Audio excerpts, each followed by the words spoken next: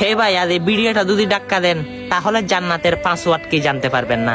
হ্যাঁ, আজকে ভিডিওর মাধ্যমে আমি জান্নাতের পাসওয়ার্ড, যে পাসওয়ার্ড দিয়ে জান্নাত খুলবে সেই পাসওয়ার্ডটা বলে দেব। অবশ্যই সেই পাসওয়ার্ডটা হচ্ছে 24434। হ্যাঁ, এটার অর্থ কি জানেন? ফজরের 2 রাকাত ফরজ, জোহরের 4 রাকাত ফরজ, আসরের 4 রাকাত ফরজ, মাগরিবের 3 রাকাত ফরজ, এশারের 4 রাকাত ফরজ। সুবহানাল্লাহ। অবশ্যই এটা হচ্ছে জান্নাতের পাসওয়ার্ড। কারণ আমার প্রিয় নবীজি বলে, সবার আগে হাসরের ময়দানে নামাজের হিসাব নেওয়া হবে। আর নামাজের হিসাবে যদি আপনি জয়যুক্ত হতে পারেন, আল্লাহর জান্নাত আপনার জন্য খোলা। অবশ্যই দেরি করবেন নাকি ঘরে বসে থাকবেন?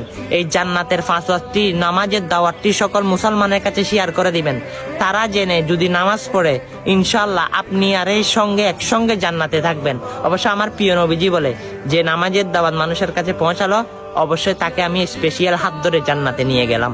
অবশ্যই সেই রসুলকে যদি মন প্রাণ দিয়ে যদি ভালোবেসে সেই রসুলের সাথে একসঙ্গে জান্নাতুল ফেরদৌসে থাকতে চান, এই জান্নাতের পাসওয়ার্ডটা সকল মানুষের কাছে বেশি বেশি করে পৌঁছান। আমিন।